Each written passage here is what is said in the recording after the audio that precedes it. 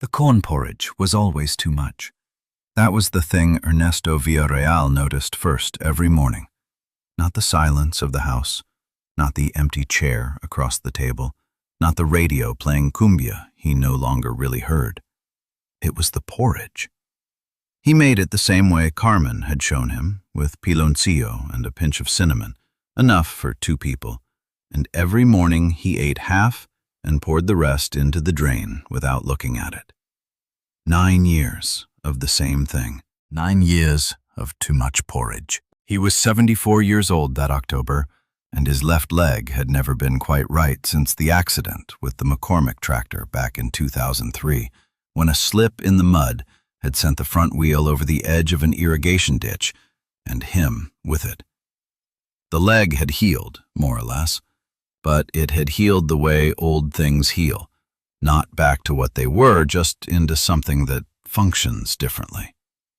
He walked with a cane on bad weather mornings. On good mornings, he walked with a slight drag of the left foot that he had long since stopped thinking about. The Trangtry, the ranch, was called El Nogal, for the walnut tree that had stood at the entrance gate for as long as anyone in Sohuayo could remember, though the original tree had been struck by lightning in 1987, and what stood there now was its second generation, planted by Ernesto himself from a seedling the summer after the first one fell.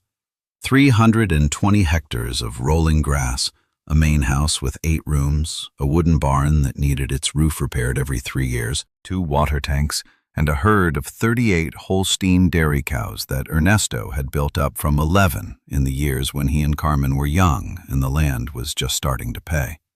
There were 2 men who came in seasonally, Aurelio and his nephew, Don Chuy, to help with fencing and the heavier work that Ernesto's leg no longer permitted. But they came when needed and went home when the work was done. And in between, it was just Ernesto and the 38 cows and the radio and the too much porridge. Carmen Villarreal had died 9 years ago, on a Thursday in November, of a stroke that came without warning. She had been sitting at her sewing machine in the back room, the room she kept for her projects, her thread spools, her bolts of fabric, and her half-finished work, and she had simply stopped. The doctor said she would not have felt anything. Ernesto had believed that mostly because he needed to. In 46 years of marriage, they had tried for 11 years to have children, quietly, without talking about it much to anyone outside the house. And when it became clear that children were not coming, they had turned all that wanting toward each other and toward the land and toward the slow, serious work of building something worth leaving. They had done that well. What neither of them had planned for was that one of them would have to leave first, and the other would have to stay with 8 rooms and 38 cows and too much porridge every morning. The back room where Carmen had died, where she had been sitting, at least, when her heart decided it was done, Ernesto had locked on the Friday after the funeral and had not opened since. He had the key on his key ring, and he felt its weight there every day. But he had never used it. Some things you keep locked not because you are afraid to open them, but because opening them is a separate decision you are not yet ready to make. And 9 years is not as long as it sounds when you are measuring it in mornings. It was a Tuesday in early October when the woman appeared at the gate. Ernesto was coming back from the far pasture where he had gone to check on cow number 7, who had been off her feed for 3 days and standing apart from the herd in the way that meant something was gathering. He was walking slowly. It was a damp morning, and his left leg was making its complaints known, and he was looking at the ground because the path had ruts that needed watching. So he did not see her until he was perhaps 40 meters away from the front gate, and she was already standing at the fence post, one hand resting on the wooden bar, not leaning on it, just touching it. She was a woman in her late 30s, he would later estimate, though she looked older than she was in the way that people who have carried hard things for a long time look older. Not in her face exactly, but in her stillness. She was wearing a blue cotton dress that had been washed many times, and a dark rebozo pulled over her shoulders, and her hair was tied back tight. She was not thin in a way that suggested starvation, but thin in a way that suggested rationing, the kind of thinness that comes from feeding children first and yourself with what is left. Behind her, staggered slightly, stood 3 children. The oldest was a boy of about 13, with his arms crossed and his chin up, watching Ernesto's approach with the expression of someone who had decided he was not going to show what he was feeling. Beside him, a girl of perhaps 9, who was looking at the walnut tree with her head tilted to one side, the way curious people look at things they are trying to figure out. And at the woman's left side, holding a fold of her dress, was a small boy, who could not have been more than 4, clutching in his other hand a small clay rooster painted bright red, the kind sold at market stalls in every town in Michoacan. Between them on the ground sat a wooden trunk, small enough for the older boy to have carried, and what appeared to be a cloth bundle tied with rope. That was everything they had brought. Ernesto stopped when he reached the gate. The woman did not smile, and she did not introduce herself immediately, and he respected that. She looked at him directly, the way people look at you when they have been rehearsing something important and want to make sure they say it right. Don Ernesto, she said. Her voice was clear and steady, not loud. You have no one to pass your mornings with, and my children have no grandfather. Let us stay, not as charity, as family. He looked at her for a long time. He looked at the 3 children, the boy with his arms crossed, the girl still looking at the walnut tree, the small one with the clay rooster. He looked at the wooden trunk. There are moments that arrive not like questions, but like statements of fact that you are being asked to accept or refuse. Ernesto had met very few of them in his life, and he recognized this one. Where did you come from? He said. Via mar, she said. By bus to Jiquilpan, then to Sahuayo. Then we walked. She said it without apology and without drama, the way you say a fact. Villamar was 67 kilometers away. The last bus from Sahuayo's central terminal to this side of town dropped passengers at the junction on the federal highway, 11 kilometers from El Nogal's gate. He did the arithmetic without meaning to. How long did you walk? He said. About 3 hours, she said. We left the junction before sunrise. He looked down at the children's feet. The girl was wearing sandals that had seen better days. The small boy was barefoot. The older boy had shoes, but they were the shoes of a boy who had grown since they were bought, tight at the toe. What is your name? Ernesto said. Lucia Mendoza, She said. my husband was Hector. He died 14 months ago. A truck accident on the road to La Piedad. She said this the same way she had said everything else, clearly, without performing the grief. These are Tomás, Daniela, and Beto. The boy with crossed arms gave a single nod. The girl glanced over briefly from the walnut tree. The small one held up the clay rooster, apparently as an introduction. Ernesto stood there with his cane and his bad left leg and his 9 years of too much porridge, and he thought about what she had said. She had not asked him for food. She had not asked him for money. She had not told him she had nowhere to go, though the wooden trunk and the cloth bundle and the barefoot child made that clear without saying. She had offered him something. A trade. A proposal.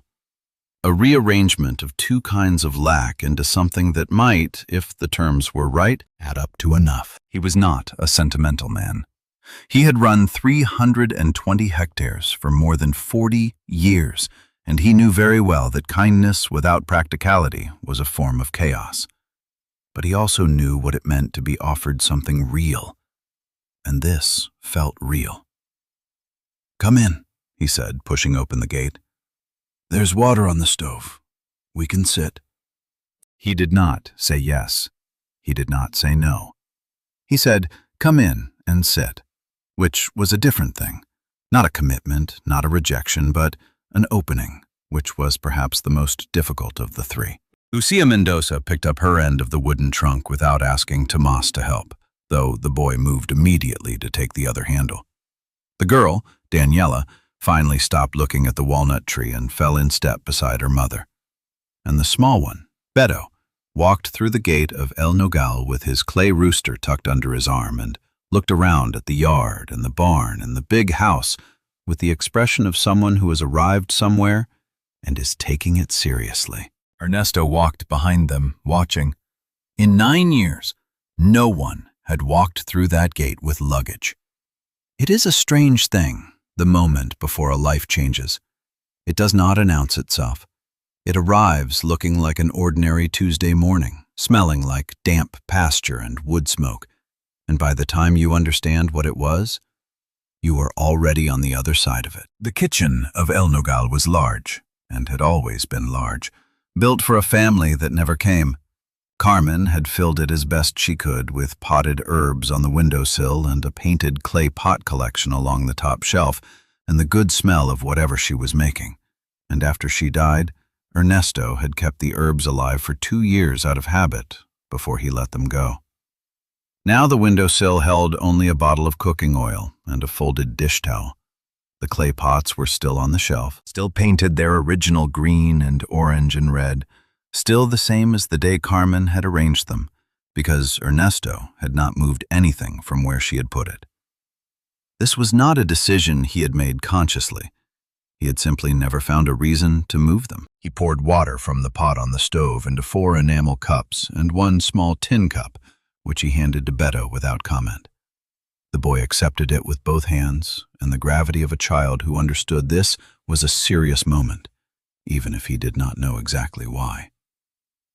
Lucia sat at the table with her hands folded in front of her, not looking around the kitchen the way someone might look around a kitchen they were hoping to live in, but looking at him, waiting for the conversation to continue. Tomas sat beside his mother with the same posture as before, arms not quite crossed now, but contained, his hands on his thighs. Daniela sat on the bench against the wall and had already spotted the clay pots on the shelf and was looking at them with the evaluating attention of someone who makes things herself and is thinking about how these were made. Ernesto sat down. "Tell me what you are proposing," he said. "Specifically." Lucia Mendoza looked at him without hesitation. We work, she said. Tomas is strong and he is good with numbers. I can cook, clean, keep accounts, and I know cattle. My father had 12 head in Villamar, and I helped him until I married. Daniela learns fast, and she is careful with her hands.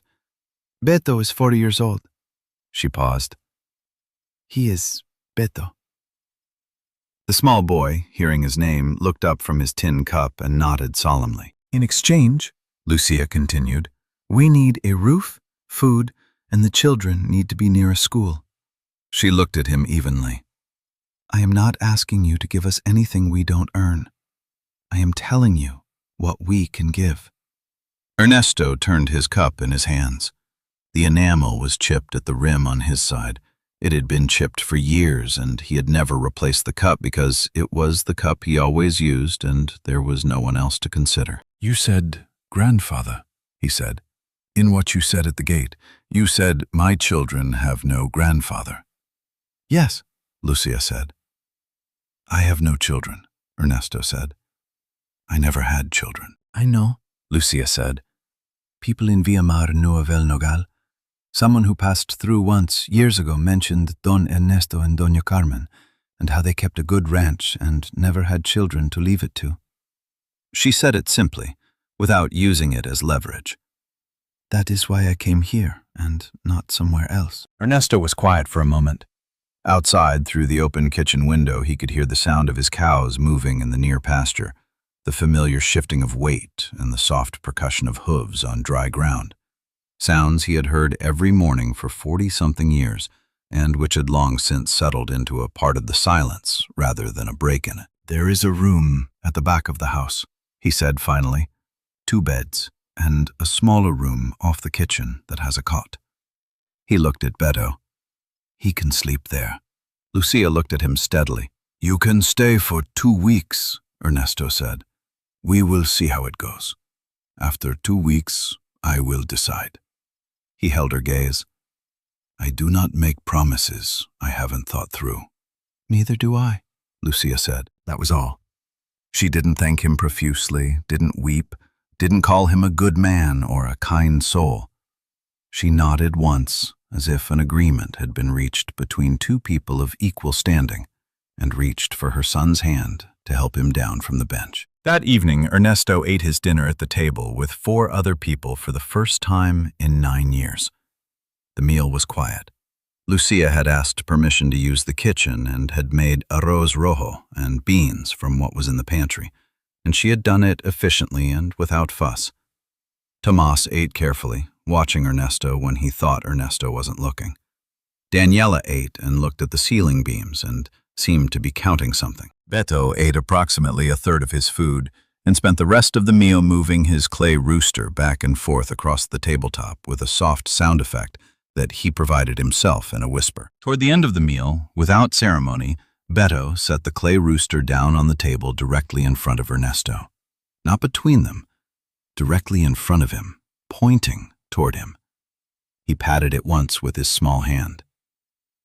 "This one is for you," he said, still in a whisper, "so you won't be alone at night." The table was quiet. Lucia looked at her youngest child with an expression that suggested this was not entirely surprising. Tomas looked at the wall. Daniela glanced at Ernesto with quick, careful attention. Ernesto looked at the clay rooster. It was a small thing, perhaps 15 centimeters tall, the kind sold for 12 pesos at any market, with a painted red comb and a somewhat lopsided tail. He did not push it back. He looked at Beto. "What's his name?" he said. Beto considered this with great seriousness.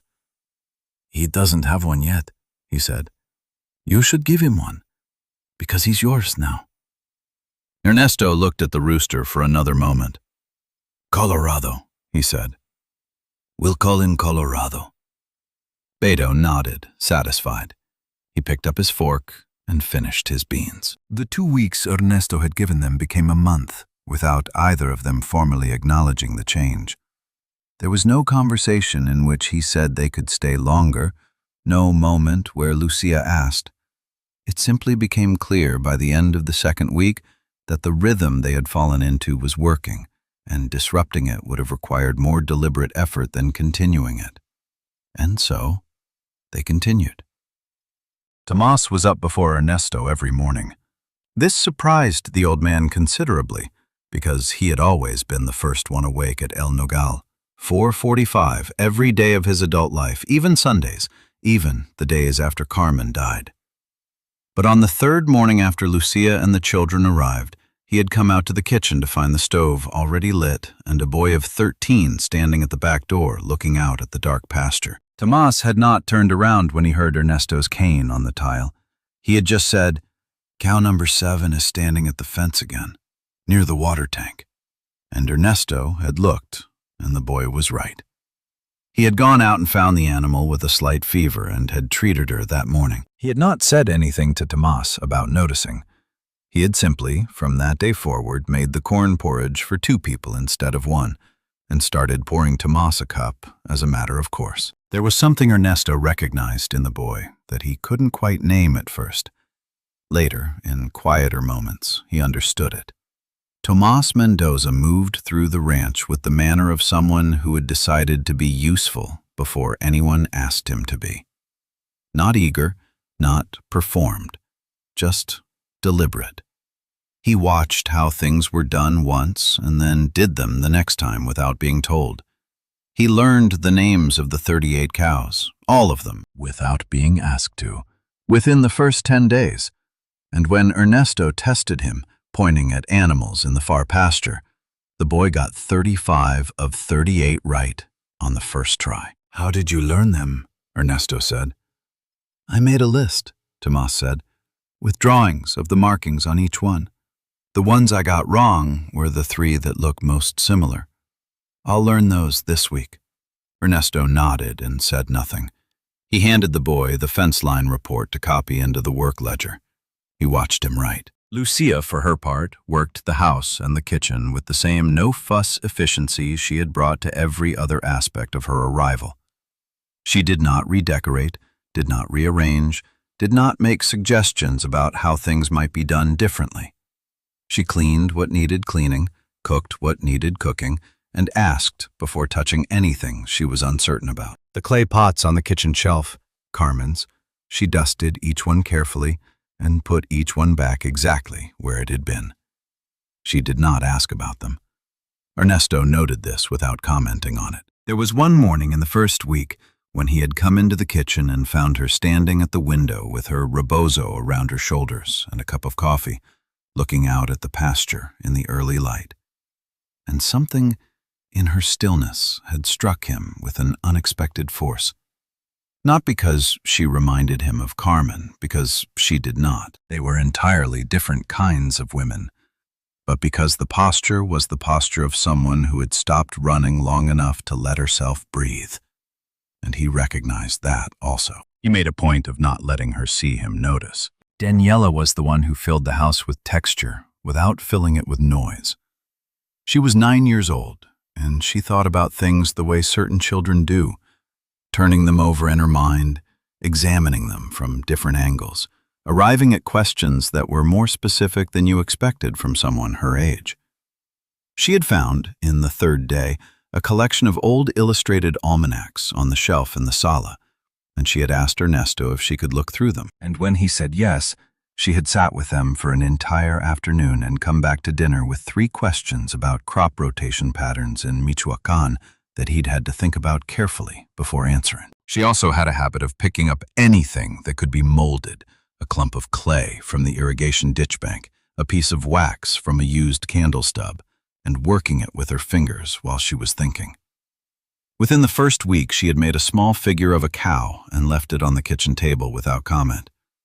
It looked like a cow. The proportions were right, and the posture, the slight forward lean of a grazing animal, was accurate in a way that suggested she had been watching. Ernesto put it on the windowsill next to the cooking oil bottle. He did not say anything about it, but he put it there. Beto, aged 4, required a different kind of understanding. He was not a difficult child. He was, in fact, remarkably easy to be around once you accepted that he regarded the entire ranch as his personal domain of inquiry, and that any object left at his approximate height level was fair game for examination. He had, in the first week, attempted to befriend 3 of the cows, tried to climb the walnut tree by the gate, using a technique that had no chance of working, but reflected genuine engineering ambition, and asked Ernesto on separate occasions why the barn smelled the way it smelled, how many pesos a cow was worth, whether Colorado the clay rooster could eat real corn, and what the clouds were made of inside. Ernesto had answered 3 out of 4 of these questions fully and without condescension. The answer about clouds he had simplified somewhat, but he had given the boy the real answer, not a story. Beto had considered it seriously and said, "Oh," and moved on to the next thing. It was Beto who had given Colorado a permanent home on the small shelf above Ernesto's bed, placed there on the 5th morning by the boy himself, who had arrived at the bedroom door with the clay rooster under his arm and said, without preamble, the Colorado would be better up high, where he could watch over things. Ernesto had been sitting on the edge of the bed pulling on his boots, and he had watched the 4-year-old place the rooster carefully on the shelf and step back to evaluate the positioning and adjust it by a fraction of a centimeter. And he had not said anything. And the rooster had stayed. These are the small acts by which children dismantle walls that adults have spent years reinforcing. They do not knock. They simply find the part that was not quite sealed and slip through without meaning to, and by the time you realize what happened, there is a clay rooster on your shelf, and you have named it. The first serious test came in the middle of the 2nd month, on an unremarkable Wednesday afternoon. Ernesto had been going through the ranch ledger, the handwritten account book he kept in a green cloth cover, recording every cost and income from the operation going back 14 years, when he noticed a discrepancy. In the column for the last week of September, there was a gap. An outgoing amount of 1,400 pesos was recorded in Tomas's handwriting. The boy had been helping with the ledger since the 2nd week, copying entries Ernesto had made in pencil into the permanent ink record. But there was no corresponding note about what the expenditure was for. Ernesto set the ledger down on the table and called for Tomas.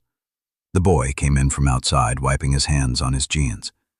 He saw the ledger open, and he looked at it, and then he looked at Ernesto without flinching. The 1,400 pesos, Ernesto said. He kept his voice level. In the September record, there's no description. Tomas nodded. That was for the veterinarian, cow number 7, when she had the fever and I thought you might need someone to look at her.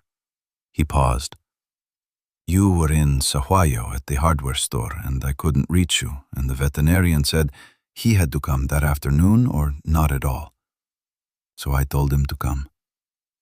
You authorized an expenditure, Ernesto said. Yes, Tomas said. He did not look away.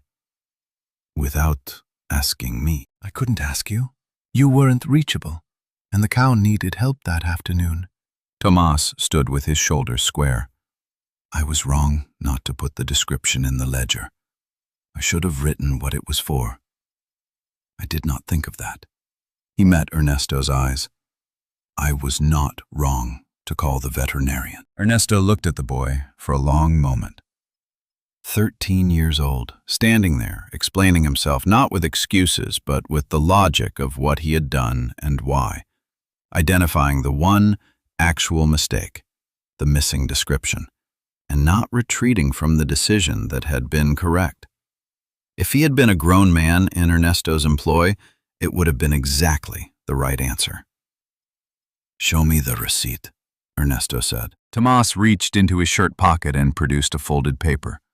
1,400 pesos, dated, signed by the veterinarian, for an emergency house call and treatment of cow number 7, Holstein, El Nogao. Everything in order. Ernesto took the receipt, placed it in the ledger, and wrote the description in his own hand in the September column.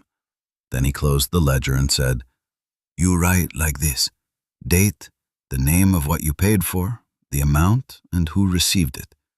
If there is an emergency, you make the decision and you put a note in the ledger the same day explaining what happened. Is that clear? Yes, Tomas said. Good. Ernesto pushed the ledger toward him. Now sit down. I'm going to show you the full accounting system. Not just the recording part, the whole thing. Income, costs, projections. If you're going to be managing these books, you should understand what you're managing. Tomas sat down. He did not express surprise or enthusiasm. He simply pulled the ledger toward him and waited, with his pencil ready, for Ernesto to begin. They sat at that table for 2 hours and 40 minutes. It was the longest Ernesto had sat beside another person engaged in shared work since Carmen died. He would not have said that to anyone. But it was true. What would you have done in that moment if you had been Ernesto, holding that ledger and looking at a 13-year-old who had made the right decision and admitted the one thing he'd done wrong? Would you have sent them away? Or would you have pulled up a chair and started from the beginning? I think most of us, if we are honest, know the answer. Tell me in the comments what you would have done, but we are getting ahead of ourselves. Because the 2 weeks had become a month, and the month had become 2, and the 38 cows now had names that Tomas could recite from memory. And there was a clay figurine of a cow on the kitchen windowsill, and a clay rooster named Colorado on the shelf above Ernesto Villarreal's bed. And every morning, without announcement, Lucia Mendoza made the corn porridge with piloncillo and a pinch of cinnamon, exactly the right amount for 3 people and 1 growing boy and 1 small child, and nothing left over to pour down the drain. The mornings, Ernesto was beginning to notice, had changed their quality. They were the same length as before. They had the same sounds, the cows, the birds, the radio. But they were no longer the same mornings. He could not have explained the difference precisely, only that it was there. In the evenings, after dinner, the kitchen had developed its own quiet pattern. Lucia washed dishes while Daniela dried, and they talked in low voices about whatever Daniela had been thinking about that day, which was usually something unexpected. Tomas reviewed the ledger entries from the day, or read from the one school book he had brought in the cloth bundle, a 7th grade mathematics text worn to the binding. Beto sat on Ernesto's footstool in the corner of the kitchen with Colorado in his lap and announced periodically whatever observation occurred to him. Some of these were about the cows. Some were about the sky. One evening, he announced that he believed the walnut tree was probably 100 years old because it was very large, and Ernesto told him it was closer to 35. And Beto considered this and said that in tree years, 35 was probably the same as 100. Ernesto, without quite deciding to, had started waiting in the kitchen after dinner to hear what Beto's observation for the evening would be. This was new. For 9 years, there had been nothing to wait for after dinner. November arrived the way it always did in Michoacan, not with a dramatic cold front, but with a slow cooling that came first to the nights, leaving the days still warm enough for shirt sleeves until mid-afternoon. The pastures kept their color longer than they did in the northern states, and the mornings held a damp clarity that made the distances look larger than they were, the far hills appearing close enough to touch in the early light. Ernesto found himself, in these November mornings, staying at the kitchen table longer after breakfast than he used to. He told himself this was because there was more work to discuss, which was true. With Tomas learning the full ledger system, there were always entries to review, decisions to talk through, the small operational choices that accumulate in any agricultural business across a week. But there was also simply the fact that the kitchen was no longer a room he wanted to leave quickly, and that was a change he noted without analyzing too closely. Lucia had taken over the scheduling of the seasonal workers without being asked. In late November, when Aurelio and Don Chuy were due to come in for the fence repair on the south perimeter, she had the materials list ready before Ernesto had thought to make one, and she had already called Aurelio to confirm the dates. When Ernesto had asked her how she knew to do this, she had said simply that she had found last year's work order in the filing cabinet in the office and used it as a reference. She had gone into the office, found the filing cabinet, read the work orders.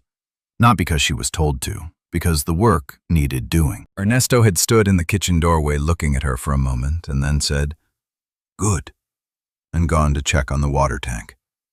There are people who understand, without being taught, that competence is its own form of respect. Lucia Mendoza was this kind of person. She did not ask for praise, and she did not perform effort for an audience. She simply looked at what needed to be done and did it. And this was, Ernesto was discovering, a rarer quality than he had previously appreciated. Daniela, in November, had begun to ask about school. She was 9 and had been in 3rd grade in Villamar, and she had brought 2 notebooks and 3 pencils in the cloth bundle, and she was filling the notebooks at a rate that suggested she was doing this as a substitute for something she was missing. The nearest primary school was in the town of Emiliano Zapata, 4 kilometers down the road, close enough on a flat road to be manageable. Ernesto had said nothing about school. He had not committed to anything beyond the original 2 weeks, which had silently elapsed, and so, formally speaking, the question of school was not yet his to answer. But Daniela's notebooks were filling up, and Tomas's mathematics textbook was looking more worn every week, and Beto would be 5 in the spring, and these things had their own quiet weight. On the first Saturday of December, without saying anything to anyone about why, Ernesto drove into Sohuayo and visited the offices of the Civil Registry and the school enrollment office, and asked, in a general way, about the process for enrolling children who had moved into the area. He was given forms. He brought the forms home. He left them on the table in the office without comment. Lucia found them the next morning. She read them carefully. She looked up at Ernesto when he came in for coffee, and he looked back at her, and neither of them said anything about the forms.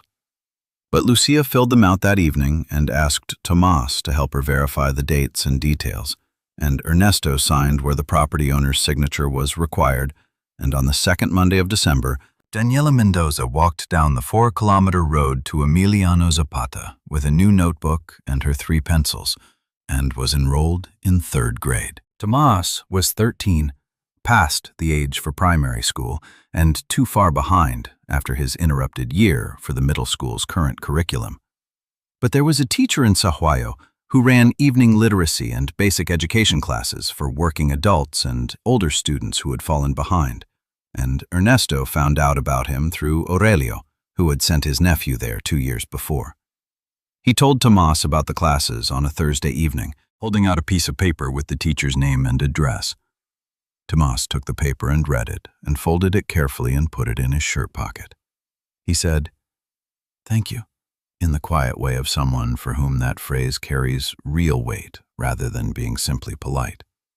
He started the evening classes the following week, coming home on Aurelio's bicycle on Tuesday and Thursday evenings, walking if it rained. Beto, at 4 years old, did not yet need school, and so Beto continued to be Beto, which was its own full-time education for everyone around him. December at El Nagal had always been quiet. Without Carmen, it had been particularly quiet.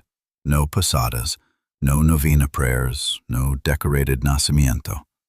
Ernesto had stopped putting up the nativity scene after the first year alone because it had been Carmen's tradition, and he hadn't been sure how to do it without her. The box with the figurines was on a shelf in the storage room, and he knew it was there every December, and he left it where it was. On the 15th of December, Daniela asked him about it. She had been in the storage room looking for a piece of wire for one of her projects, and she had found the box and read the label. Carmen Nacimiento, in Carmen's handwriting. And she had come to ask him, with her usual directness, whether they were going to put it up. Ernesto looked at her. She was standing in the kitchen doorway with the wire she had been looking for coiled around her wrist, looking at him the way she looked at things she was trying to figure out. "Where did you find it?" he said. "Storage room, 3rd shelf on the right." She paused. "The box is in good condition. The figurines should be fine." He thought about it longer than the question required. Daniela waited. "Not this year," he said. She nodded acceptingly and went back to her project. But that evening, without discussion, Lucia cut a branch from the cypress tree beside the barn and put it in a clay pot in the corner of the kitchen with a length of red ribbon that she had in her sewing kit. It was not a nacimiento. It was just a branch with a ribbon. But it was something green and alive in the corner of the kitchen, and it smelled of cypress. And on the last Sunday before Christmas, Ernesto found Beto sitting beside it with Colorado and telling the clay rooster something in a whisper with great seriousness, and he did not ask what was being said. He understood that December has its own way of insisting that life continue, even when you are not sure you want it to. The 4th month was April, and April brought with it the dry heat that precedes the rains in Michoacán, the kind of heat that sits in the roofing tiles and releases at night so that the house never quite cools to comfortable. Ernesto ran the small electric fan in the kitchen and opened the windows on the shaded side of the house and otherwise made no adjustments. Because he had lived through 60-some Aprils in this part of Mexico, and he knew that complaining about the heat was as useful as complaining about the hour. Daniela had settled into school with a quiet efficiency that her teacher, a woman named Maestra Rosario, reported at the first parent meeting as exceptional curiosity paired with stubbornness about preferred topics. When Lucia had relayed this assessment to Ernesto over dinner, he had said, without looking up from his food, "Sounds about right." It was Daniela who found the locked room. She had been exploring, a word Lucia used with a tone suggesting it was both a compliment and a concern, because exploring in Daniela's case meant touching things, examining things, measuring things, opening any door that would open and asking about any door that would not. The room was at the end of the corridor on the left side of the house, past the room where Lucia slept, past the small bathroom, at the far end where the corridor made a slight jog toward the back of the house. It had a wooden door, painted the same terracotta color as all the other doors in the house, with a keyhole but no handle that turned. Daniela had tried the door on a Sunday morning in early April, found it locked, and reported this to Ernesto at lunch with the directness that characterized everything about her. "The room at the end of the left corridor," she said. "The door is locked. What's in there?" Ernesto looked at her across the table. Lucia, who was at the stove with her back to them, went still for a moment, in the way people go still when they understand something important is being said. "It's not being used," Ernesto said. "I know it's not being used," Daniela said. "The dust on the doorframe is even. Nobody goes in. But something's in there. She was not pressing in the way a nosy child presses. She was noting something she had observed, the way a scientist notes an anomaly. The keyhole has a key shape you can see when the light is right. It's a Singer machine. I've seen the shape before at Maestro Rosario's house. Ernesto looked at the 9-year-old for a long moment. She looked back at him with complete patience. It was my wife's room, he said. Daniela nodded slowly as if this confirmed something. Oh, she said, and she went back to her lunch and did not ask anything else. But the room was in Ernesto's thoughts after that in a way it had not been for years. It had always been there, of course, always on his key ring, always at the end of the corridor. But the locked door had receded into the background of things that simply were, the way furniture recedes into a room after long enough. Daniela's question had brought it back into the foreground, not with force, but with the mild insistence of a detail that has been named aloud. He did not open it that week, or the week after.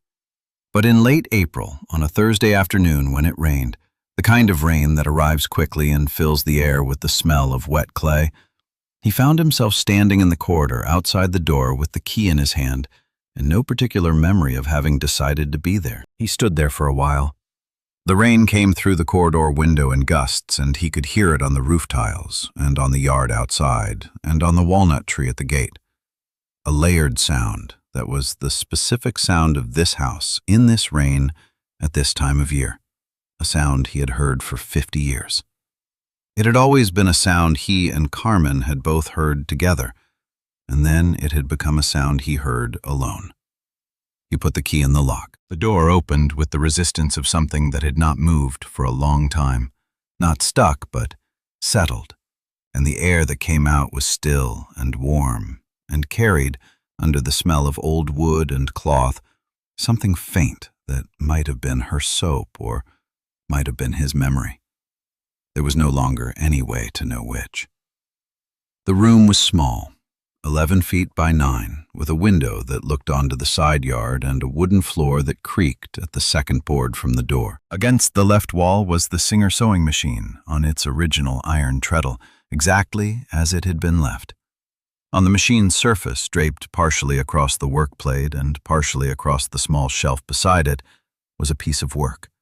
A woven wool tapete, a rug, perhaps 60 by 40 centimeters in its unfinished state, done in rust and cream and dark green in a pattern of birds and branches that Carmen had been working on for the last winter of her life. A needle was still threaded through the fabric at the point where she had stopped, angled as if she had set it down, meaning to return in a moment. Ernesto stood in the doorway.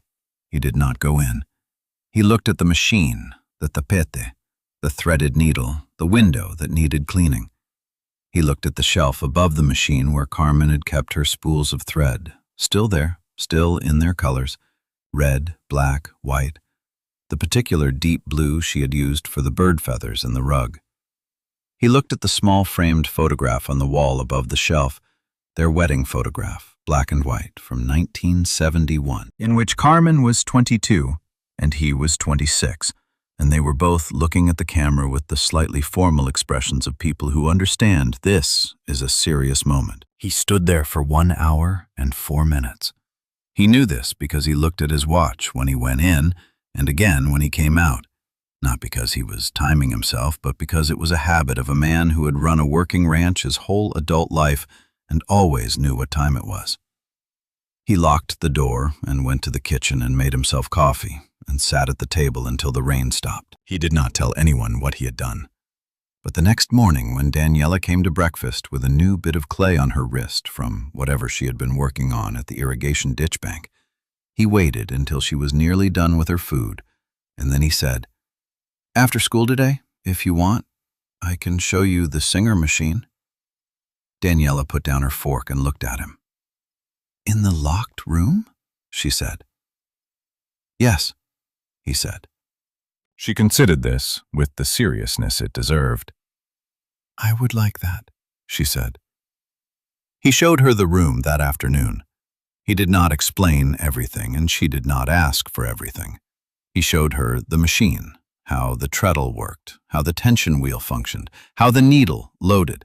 And he showed her the tapete, the unfinished rug, the birds and branches in rust and cream and dark green, the threaded needle still angled at its last position. She was still working on it, Daniela said. It was not a question. Yes, Ernesto said. Daniela reached out and touched the edge of the fabric with one finger, very lightly, as if she were checking to see whether it was fragile. It was not fragile. It was wool, tightly woven, built to last a long time. What were the birds supposed to be? She said. Drogones, Ernesto said. She liked them.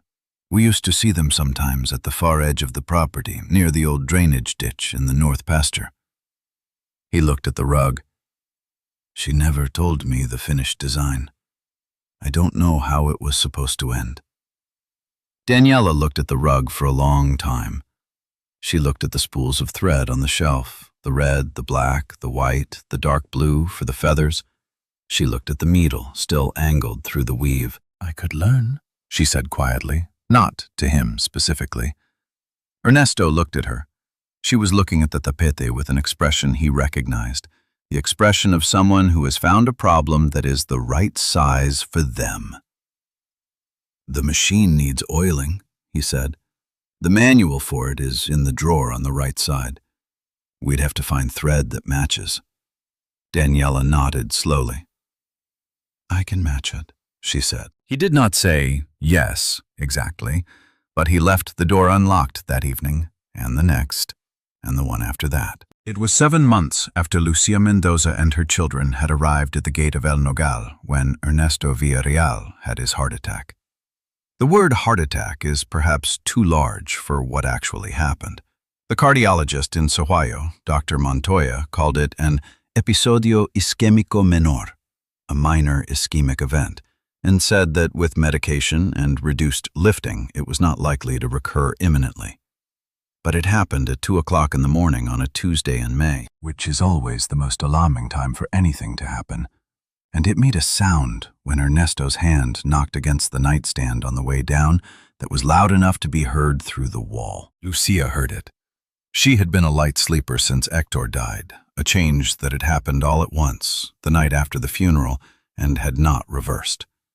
She heard the sound and was out of her room and in the corridor before she was entirely awake, and she pushed open the door to Ernesto's room and found him on the floor beside the bed, conscious, with his hand pressed to the center of his chest and his face the color of wet concrete. She did not panic. This was the thing Ernesto would remember later, lying in the hospital bed in Sohuayo with the monitor beeping its steady record of his continuing existence. She did not panic. She knelt beside him and asked him one question. Can you breathe? He said yes, which was true. She said, Good. I'm calling the ambulance. Don't move. She got up and called on the kitchen telephone, gave the address and the symptoms with the calm precision of someone who has already decided that panic would not help. And then she came back and sat on the floor beside him and kept talking to him, about nothing in particular, about the cows, about Daniela's most recent question in class, about what she thought the weather was going to do that week, to keep him focused on something other than the pressure in his chest and the fear that was doing its best to take over. The ambulance took 31 minutes. Lucia rode with him. She had woken Tomas before they left and told him in the quiet, matter-of-fact voice she used for important things what had happened and what needed to be done. And at 13 years old, Tomas had stood in the kitchen doorway in his pajamas and listened and nodded and said, I know what to do. He did. He fed the herd at 5 o'clock, checked the water tanks, recorded cow number 17, who was showing the first signs of early-stage mastitis in his observation notes, and called Aurelio to let him know there might be a need for extra help that week. Lucia stayed at the hospital for 38 hours. She slept in the chair beside the bed in intervals and woke whenever a nurse came in and went back to sleep when they left. She brought him water when he wanted it and left him alone when he wanted that. She did not call his relatives because he had not mentioned any relatives, and she did not want to make that decision without him. She did not tell him it was going to be fine, because she did not know that it was going to be fine, and she had learned long ago that false reassurance was its own kind of disrespect. When Ernesto was well enough to be moved to a regular room and the immediate uncertainty had passed, she went to the cafeteria and ate a proper meal for the first time since they had arrived. And then she came back and sat down and looked at him. He looked back at her. "You should sleep," she said. "I did sleep," he said. "More than that," she said. He looked at the ceiling for a moment. There were things he could have said, things about what he had thought lying on the floor in those 31 minutes, things that had gone through his mind about the ranch and the cows and what would happen. He did not say them. "Tomas is managing," he said. "Yes," she said. "I called Aurelio. They're all right." He nodded. He was quiet for a moment. "You stayed the whole time," he said. "Yes," she said. There was no particular expression on her face when she said it. It was just a fact. She had stayed because that was what was needed, and so she had stayed. He looked at her for a long time with the particular quality of attention a person has after they have been close enough to the edge to see what matters and what doesn't. Then he said, not dramatically, just as a statement, "Lucia."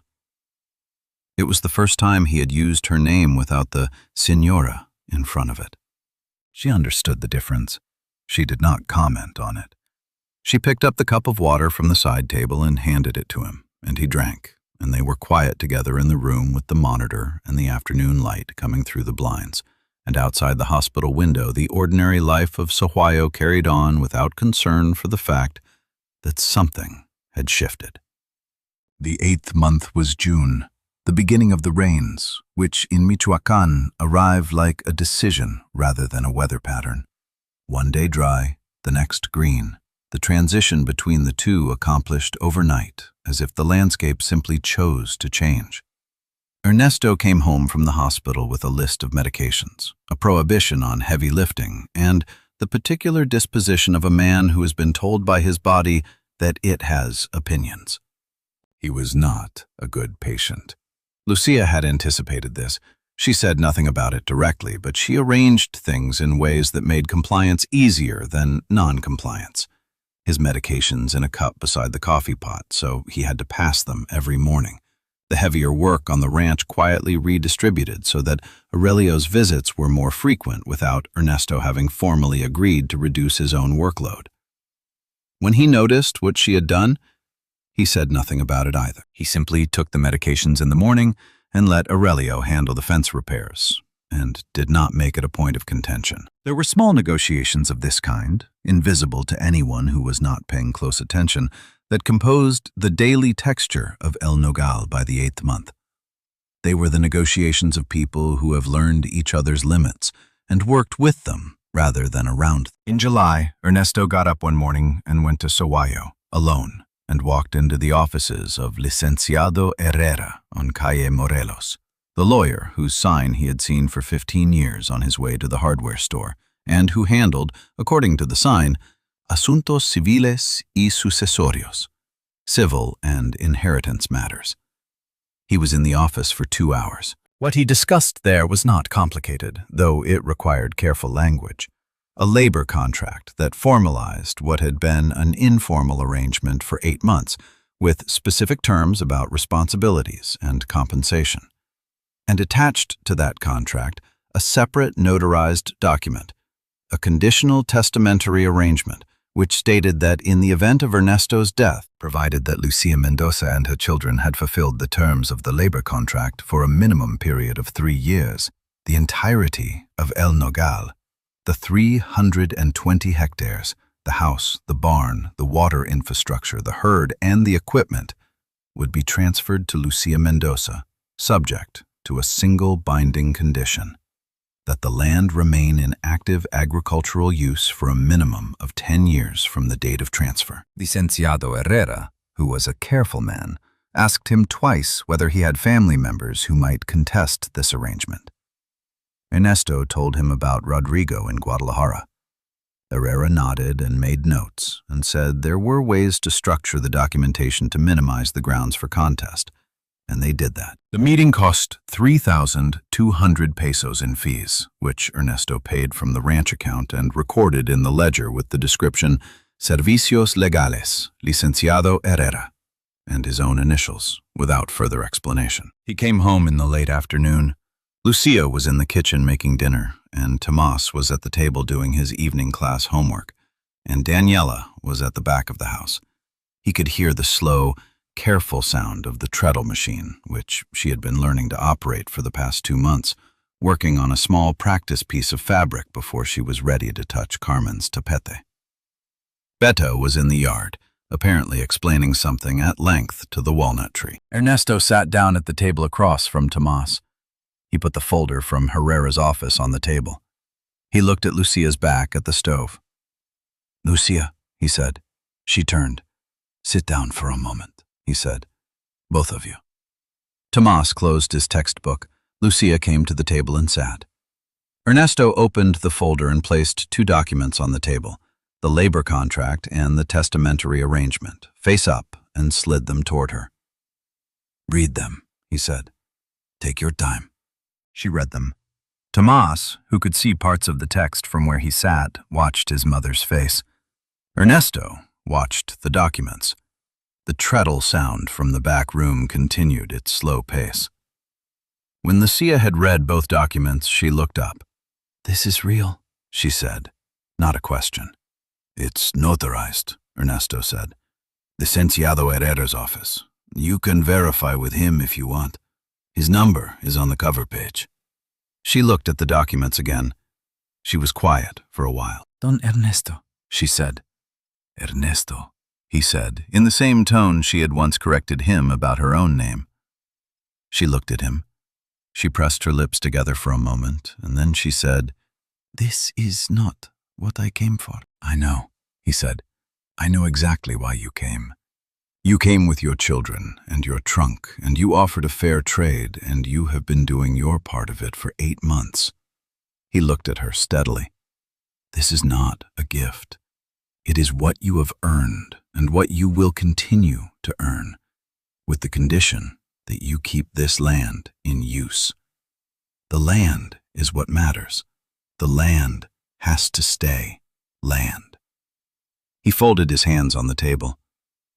"I'm not dying anytime soon, if Dr. Montoya is to be believed. You have 3 years to complete before any of this is relevant. But I wanted it written down." Lucia looked at the documents one more time. Then she looked at Tomas, who was sitting very still. "You knew?" she said to the boy. Tomas shook his head. "No," he said, but he was looking at the documents with the expression of someone who is calculating something. And then he looked at Ernesto and said, "Thank you," in the same quiet way he had said it before, with real weight. Ernesto nodded once. He took the documents back, put them in the folder, and put the folder on the office shelf where it would stay until it was needed. He did not say anything more about it at dinner, and neither did anyone else. But that evening, when Beto came in from the yard and climbed up onto the bench beside Ernesto in his usual way, he put his head briefly against Ernesto's arm, the way he had started doing in the last few months. Not asking for anything, just making contact, the way a small child makes contact with a person they trust. And Ernesto put his hand briefly on top of the boy's head before reaching for the bread. October of that year arrived with the particular dry clarity that Michoacan gets before the last of the season's warmth drains away. And with it arrived Rodrigo Villarreal. He came on a Thursday, mid-morning, in a car that was newer than anything else on the dirt road to El Nogal, and that left a cloud of pale dust settling on the fence posts. Ernesto saw him from the north pasture, where he had been walking the fence line with Tomas, and he recognized the car. A dark gray SUV with Jalisco plates, before he recognized the driver. He handed Tomas the clipboard with the fence inspection notes. "Go check on number 22, he said. "She's been listing to the left when she walks." Tomas took the clipboard and went, with the particular sensitivity of a 14-year-old who understands when he is being given a graceful exit. Ernesto walked back toward the house. Rodrigo was standing by the gate when he arrived, dressed in slacks and a collared shirt that were not clothes for a ranch visit, which was its own kind of information.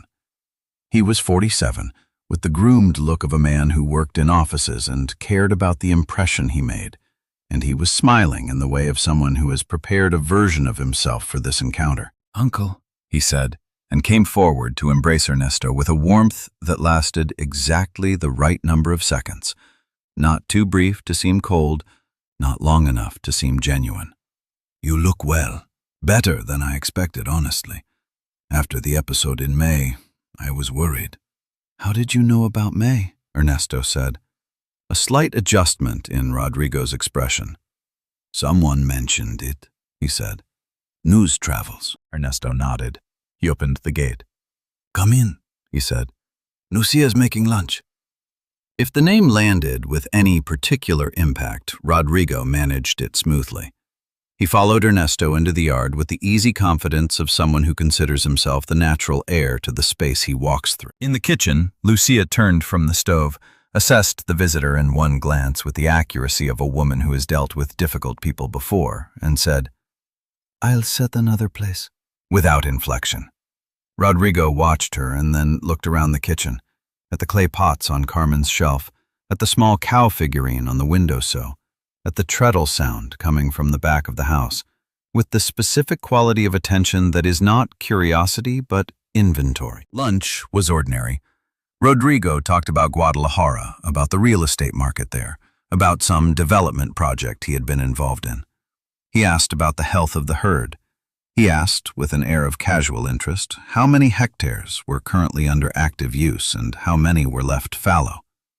He asked about the soil quality near the north boundary.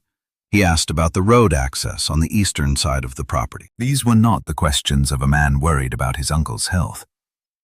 Tomas came in for lunch, partway through, said a polite hello, and sat at the table and ate without drawing attention to himself, though Ernesto noticed him cataloguing Rodrigo's questions with the same attention he gave to anything that might matter. Toward the end of the meal, Rodrigo leaned back and said, with the warmth he deployed like a tool, Uncle, I want you to know that the family thinks about you.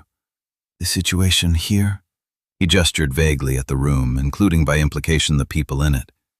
It's good that you have help, but we want to make sure you're being looked after properly, that your interests are protected. Ernesto looked at him. Which family? He said pleasantly. Rodrigo met his eyes and held the smile. You know what I mean, he said. It's natural when an older person brings strangers into his home. Lucia, Ernesto said, and her children, Tomas, Daniela, and Beto. They are not strangers. Tomas has been running my ledger for 8 months. Daniela is 9 years old and learning to work my wife's sewing machine. Beto is 5 and has named every cow on this ranch. He set his fork down. You can say their names. A brief pause. Rodrigo said, Of course, I didn't mean to offend. I just want to make sure everything is in order, legally speaking, that there are no arrangements you might have entered into that could create problems down the road. Everything is in order, Ernesto said. I appreciate you making the drive. It was said with complete courtesy. It was also, clearly, the end of the conversation on that subject. Rodrigo stayed another hour, talked about other things, drank his coffee, and left in the gray SUV. At the gate, he turned and said, with the smile that had not quite reached his eyes the entire visit, I'll come again, Uncle. It's good to keep in touch with family. He said the word family the way a man says a word he considers to be on his side. Come whenever you like, Ernesto said. He waited until the SUV reached the main road before turning back toward the house. Inside, Lucia was washing dishes with her back to him. Tomas was at the table, not pretending to work on anything, just sitting. He'll come back, Tomas said. Yes, Ernesto said. He wants the land. Yes, Ernesto said. Tomas looked at him. What do we do? Ernesto went to the coffee pot and poured himself a cup. He looked out the kitchen window at the pasture where the 38 cows, 39 now since number 28 had calved in August, moved in their slow, purposeful way across the dry season grass. "What we always do," he said. "We keep working." He drank his coffee. Through the wall came the slow, steady sound of Daniela's treadle. 3 months after Rodrigo's October visit, he came back. This time, he brought a man with him. The man was wearing a gray suit, not new, but pressed, and he carried a leather portfolio and introduced himself as Licenciado Fuentes, specializing in estate and property matters, with a Guadalajara address on his card.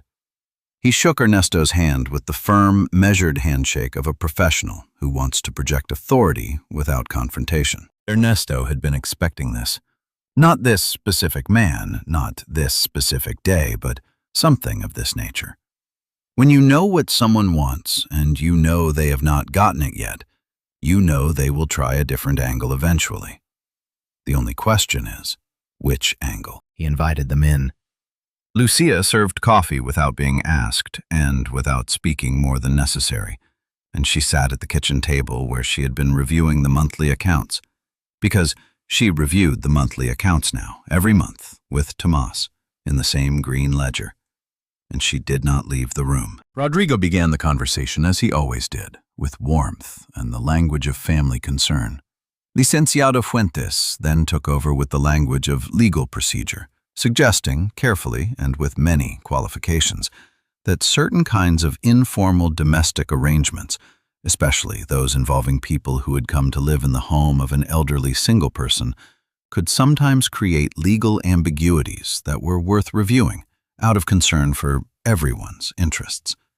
He mentioned, as if in passing, a case in Jalisco where a family had found, after the death of an uncle, that documents had been signed that were later found to lack proper witnesses.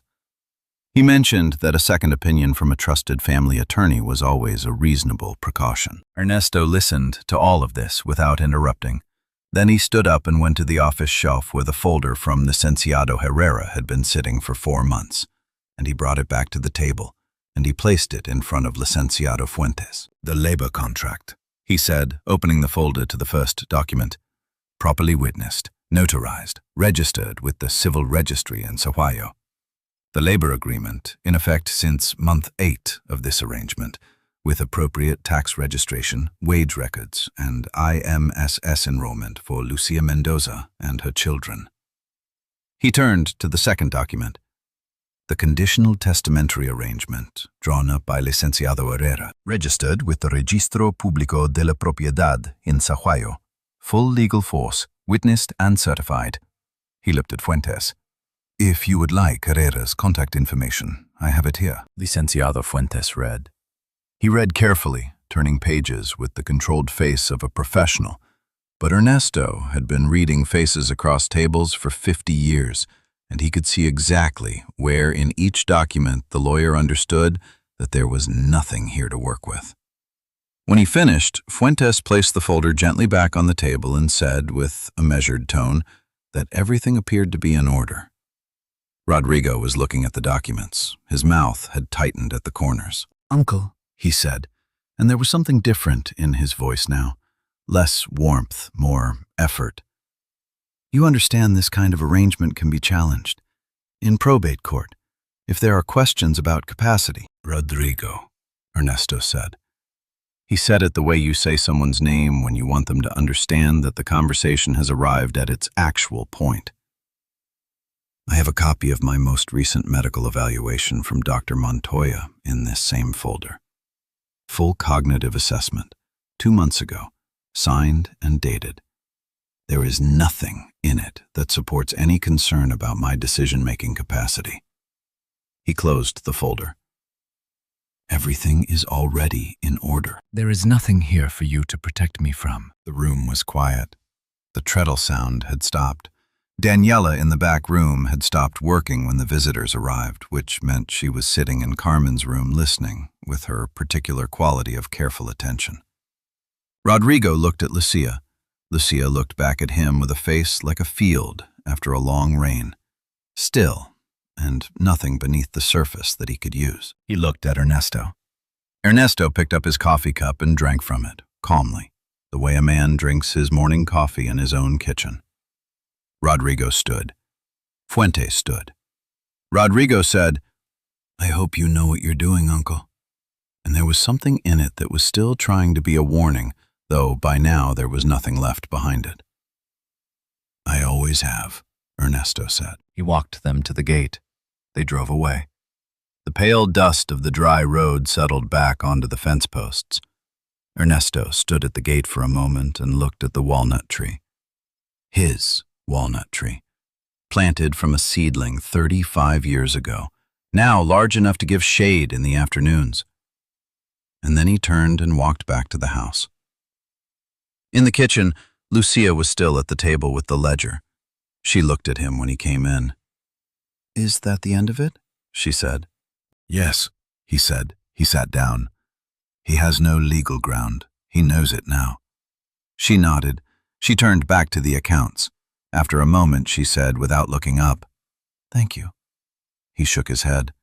"Thank Licenciado Herrera," he said. "I just paid him."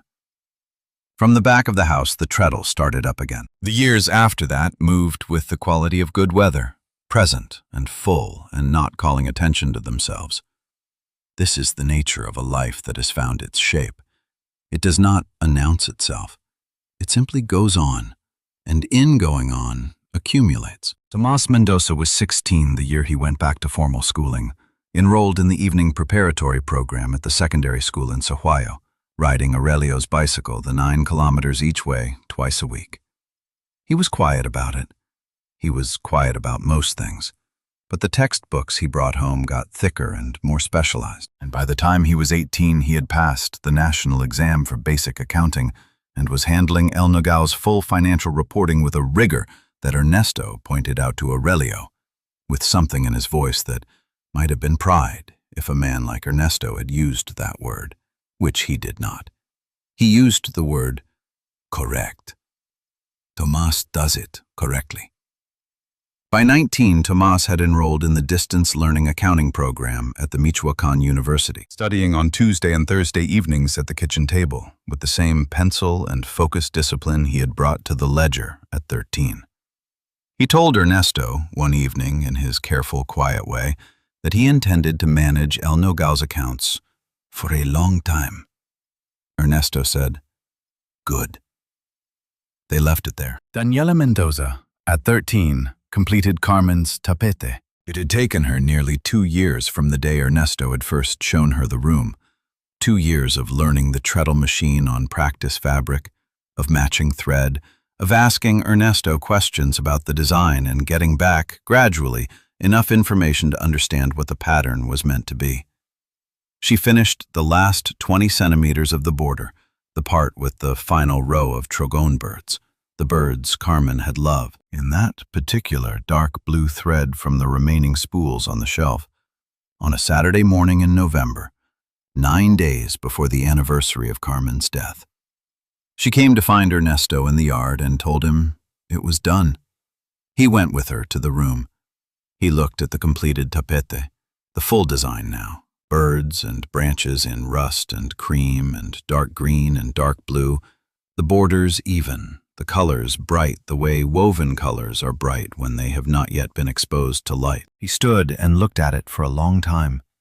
Daniela stood beside him and did not say anything. Then he took it from the machine and carried it to the sala, the main room of the house, and hung it on the wall across from the door, where you could see it when you came in, exactly where Carmen had always said it was going to go. He had not known she had said that to anyone, but Daniela told him, months later, that she had figured it out from the hook that was already in the wall, installed, waiting. The hook had been there for 9 years. It was Beto, 6 years old, then 7, then 8, growing up at El Nogal the way plants grow, continuously, without making a fuss, in the direction of light, who gave Ernesto the name that stayed. He had called him Abuelo for the first time at age 6, one morning at breakfast without preamble or explanation, the way children rename things that they have decided are permanent. No one discussed it. No one asked whether it was appropriate. It simply was, and thereafter it was always that. Beto calling from the yard, "Abuelo, number 3 is at the fence again." Or, "Abuelo, the walnut tree is doing something." The way a child calls for a grandfather, which is to say, with the assumption that he will come. And he always did. By the time Beto was 8, he had named all 39 cows. There were 39 now, and then 41 the following spring, when number 9 and number 14 both calved within the same week. And he had also named, without anyone's permission but without anyone objecting, the 3 new members of the small patio garden that Lucia had planted behind the kitchen. 3 avocado trees, which Beto called Uno, Dos, and Grande, respectively, because one of them was already noticeably larger than the others, and he felt this deserved recognition. The ranch grew, not dramatically, not by ambition, but by the accumulation of good practice across time. By the end of the 3rd year, the herd stood at 46 head. Lucia had proposed, and Ernesto had agreed, to add a small artisanal cheese operation. 3 wooden molds, a temperature-controlled cabinet built by Aurelio in the corner of the barn, and an arrangement with a woman in Sohuayo who had a market stall and sold under the name Queso El Nogal. It started small, 12 wheels a month, and grew to 24. It added 11,000 pesos monthly to the ranch income by the time Ernesto was 78. He was 78 when the 3 years of the contract elapsed, and he had a formal meeting with Licenciado Herrera to review the terms and confirm that all conditions had been met, which they had. The testamentary arrangement remained in place, unchanged, registrations renewed, waiting for whenever it would be needed, which both Ernesto and Lucia treated as a matter to be noted and then set aside, because there was work to do. Ernesto Villarreal did not become a different man in the years after Lucia and her children arrived. He remained a man who kept his coffee cup at the left side of the table, who walked the fence line with his cane on damp mornings, who recorded every expenditure in the green ledger with the same precise hand he had always used. He remained a man who did not say more than he meant, and who meant what he said. But there is a difference between a person in a life and a person in their life. And the years at El Nogal after the gate opened on that October morning gave Ernesto back the second kind. He was 81 years old in the autumn that turned out to be his last one, and he was not unaware that it might be. Dr. Montoya had been honest with him about the progression, not urgent, not immediate, but certain in the way that age and accumulated cardiac events are certain. A direction rather than a deadline. Ernesto had received this information with the same manner he brought to weather reports and soil assessments, noted, factored into planning, acted upon where action was possible. He had made sure the documentation was complete. He had made sure Tomas understood the full financial picture. He had spent 2 mornings with Lucia going through the operational decisions of the ranch, not as instruction, but as confirmation that she already knew everything he would have told her. On a morning in late October, when the sky over Michoacan had that particular high blue quality that belongs only to the weeks just before the rains are entirely gone, Ernesto brought his coffee outside to the wooden chair he kept on the north side of the porch, where you could see across the near pasture to where the herd was moving in the early light, and where the walnut tree was visible against the sky. He was not thinking about dying. He was thinking, in the way of a man who has spent 60 years watching this, about the quality of the grass in the near pasture, which had been good this year, better than the year before, and about the fact that number 28's calf from August was going to be a strong animal. You could see it already in the way she moved. He was thinking that 46 cows was probably the right size for this land, not too many for the pasture, not too few to be efficient. He was thinking, in the particular comfortable way of a mind that is at rest in its own context, without urgency. Lucia came out with more coffee without being asked and filled his cup and stood for a moment looking out at the pasture with him. Then Tomas came and stood on the other side of the chair, the way he had learned to stand near things he wanted to be near without requiring them to change on his account. Daniela appeared in the doorway. She was 19 now, with Carmen's tapete behind her in the sala, and a way of standing in doorways that suggested she was always calculating something. And she leaned against the frame and looked out at the morning. And Beto, 12 years old, noisy and full of opinions and still carrying, somewhere on the property at any given time, a clay rooster. Not Colorado himself, who had been given a place of honor on the Sala shelf, but subsequent roosters that Beto made and distributed throughout El Nogal like small claims of affection. Beto came and sat down cross-legged at Ernesto's feet, on the ground, the way he had done since he was 4. They were all there. That was the thing Ernesto noticed. Without surprise, without drama, they were all there. And the morning was clear, and the herd was moving in the near pasture, and the walnut tree was the walnut tree. He looked at Lucia. She was looking at the cows, and then she felt his eyes and looked back. He said, "You told me once, at the gate, that your children needed a grandfather." "Yes," she said. He was quiet for a moment, looking at the pasture, at the 46 cows, at the walnut tree his hands had planted, at Beto sitting cross-legged on the ground. "You were right," he said, "but I needed them more." Lucia looked at him. She did not say anything. She put her hand briefly on his shoulder, the way you put your hand on the shoulder of someone who has said something true and complete. He closed his eyes. He could feel the morning, the sun on his face, the warmth of the coffee cup, the sounds of the herd shifting in the grass, the dry earth smell of the north porch where the morning light came in at an angle. He could feel Beto's small weight against his feet. He could hear, very faintly, Daniela's voice saying something quiet to Tomas behind him, though he could not make out the words. He let go, gently, the way you set down something you have been carrying for a long time and have finally, in exactly the right place, found somewhere to put.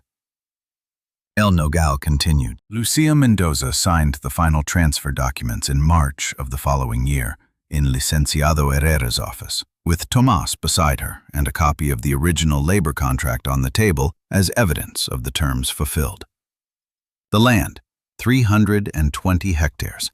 The house, with its 8 rooms and its sala, and Carmen's tapete on the wall, and the clay pots on the kitchen shelf, the walnut tree at the gate, the barn, the water tanks, the 46 cows, passed into her name with the conditions she had already committed to and would keep, that it remain land, working land, for at least 10 years. She kept it working.